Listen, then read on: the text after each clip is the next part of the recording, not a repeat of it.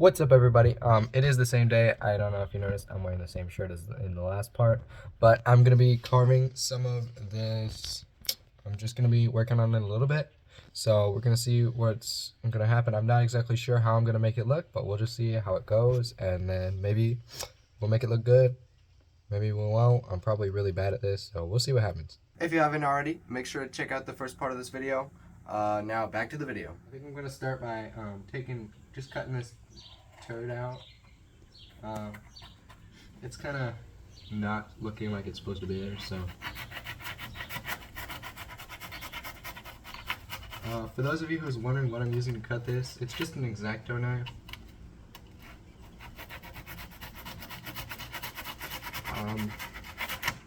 A second thought, I probably shouldn't be using this because there's probably way better tools, but it's working fine.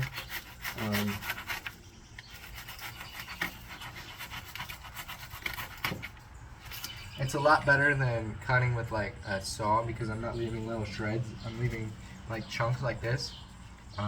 But now I'm gonna get into the little detail. This is gonna take a long time, so let's just get into the time lapse.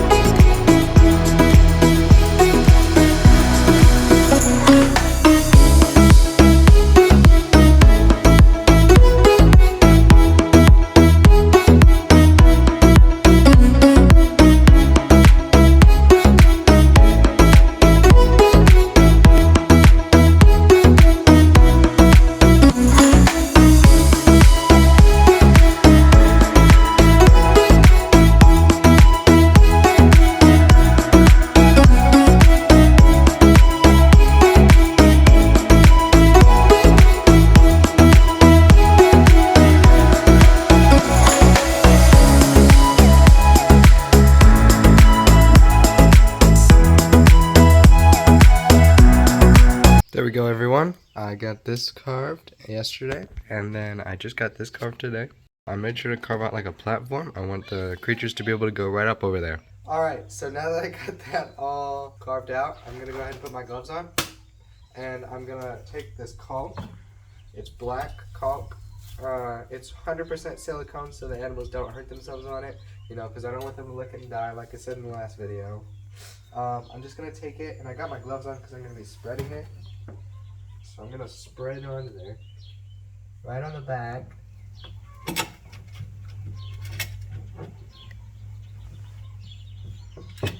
Ooh, look at that.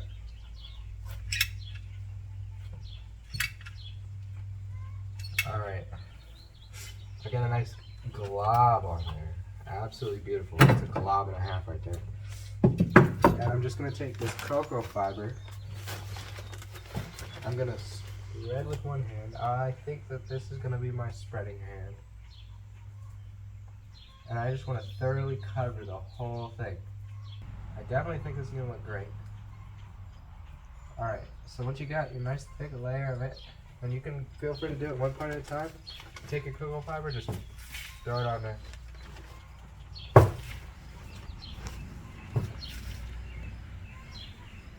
Make sure you get it thoroughly pressed on there, lots of cocoa fiber. You want the whole thing to be covered.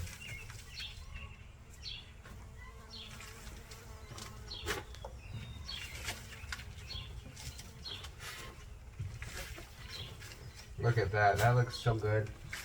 This is gonna come out great, guys. Alright, so what I've been told at least is that it's good to do a little bit at a time, like that, and then just go ahead and do some more.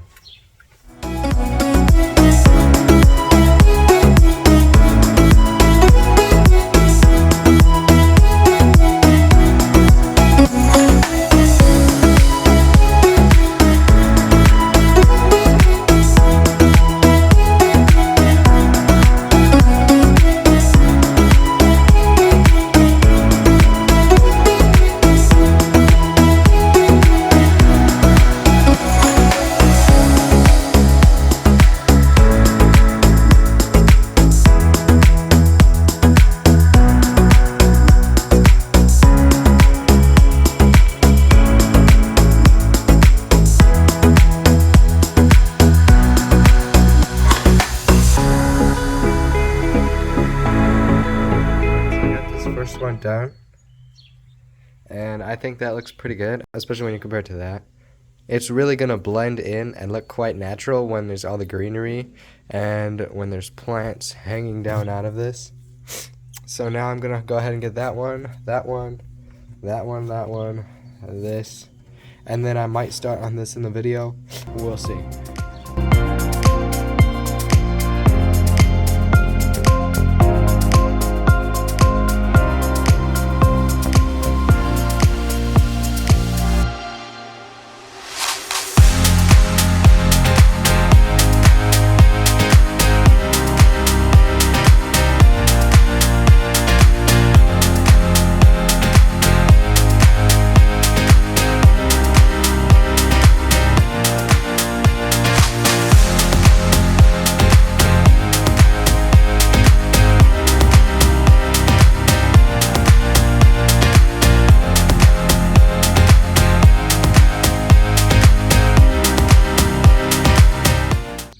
There's one tube of silicone done. It's a good thing I got two, because I got this whole thing left to do, but as you can see, I'm done with those.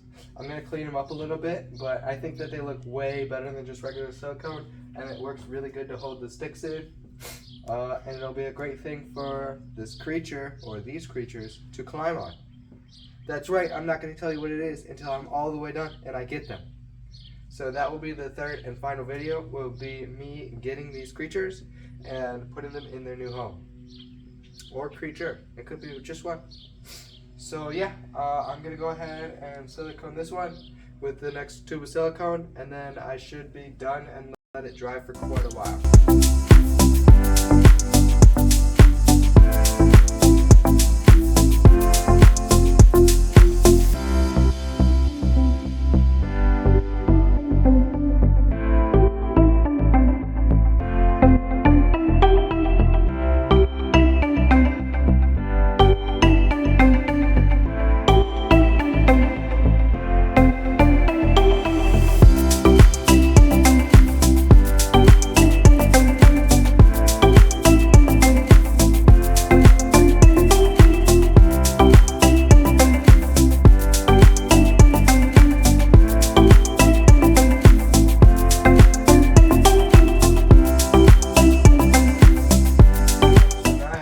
Sides and the whole thing covered in silicone and cocoa fiber.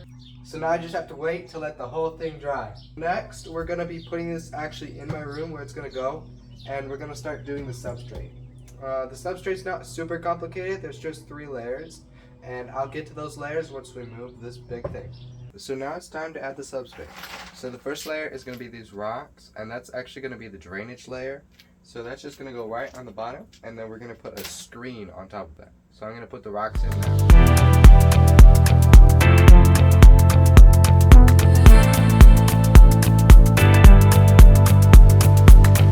So I got my drainage layer in, and now I'm going to go ahead and add a screen over top of it so that none of the substrate actually gets into that layer. And so the substrate can dry out a little bit so it's not soaking wet. Alright, so we got our window screen. I just cut this out, and I'm just going to go ahead and place it right in the bottom. Just it goes up on the edges just a little bit, and that's to make sure the substrate doesn't fall through the edges. But this should cover the whole thing nicely. So we got the screen right in there.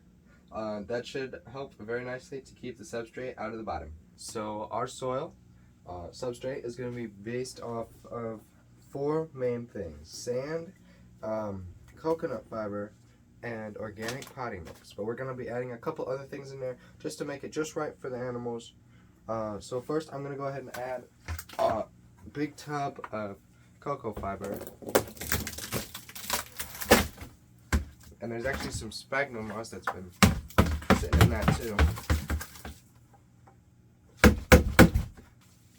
So next I'm going to go ahead and add in my organic potting soil.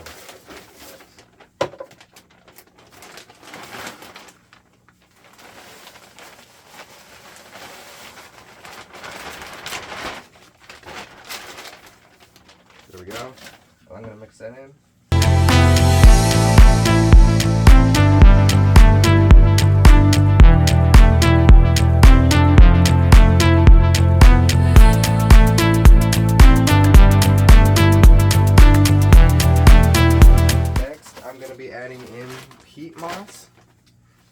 This is basically like the bottom of a swamp. It's going to be really healthy and good.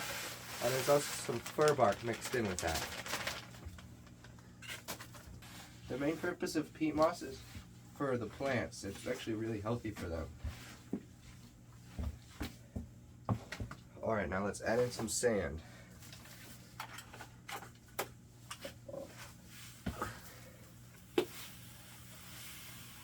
Let's see if that's enough. This sand is cleaned. I didn't want it to be super dusty. The purpose of the sand is to separate all the soil and make sure it's nice and fluffy. Now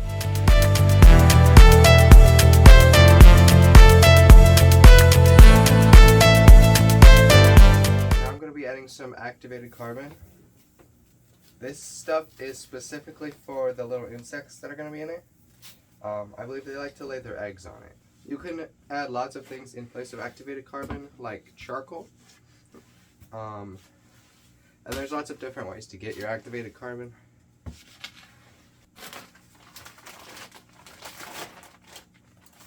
Now I'm going to be adding some assorted bark. That's a little dusty, but the liquid should help to keep that down. Alright, so I want it to be a little bit more barky in there. I know that's not a word. So I'm going to be adding a little bit more bark, but really that's up to you. So this is a cypress mulch. It's going to make it look like a lot more woods in there.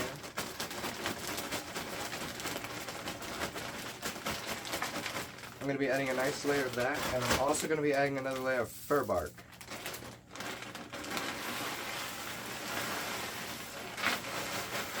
And I'm not going to go light on that. I'm going to go pretty hard to make sure that it looks nice and good in my substrate.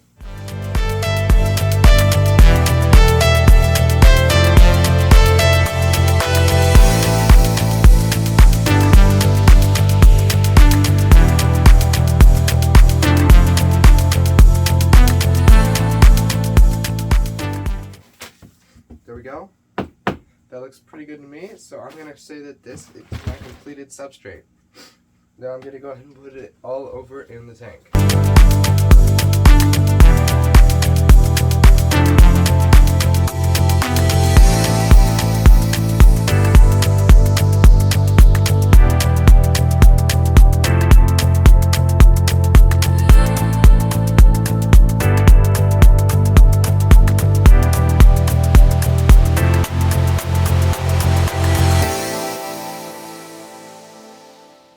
Alright, there we go. I got the substrate right in the bottom. Now we're going to go ahead and start putting a couple plants in. So I got a couple more sticks that are going to be in the bottom that I didn't glue in because they're going to be touching the ground, and I didn't know how tall exactly the ground would be.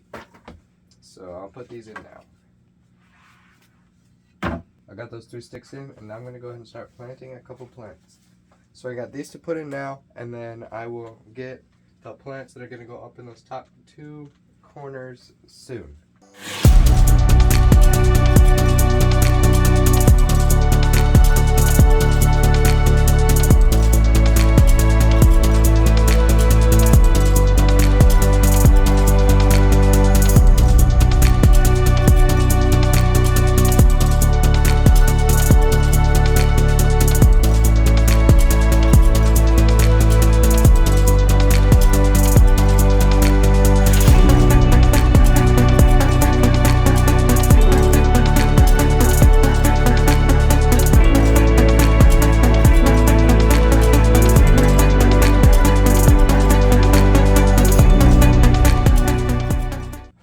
There we go. I got all the coleus planted, and I got the red star coralline, which is this plant. This will keep growing a little bit taller, but I'll just trim it back once it starts getting up there.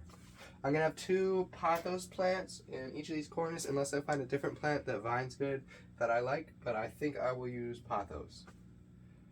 So let's get to that.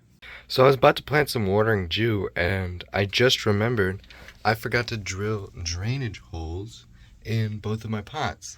So I'm going to go ahead and do that now, but this is a quick reminder to not forget to drill drainage holes in your pots. I put some water in there, and as you can see, it's just flowing right out, and I did just the same in the other one.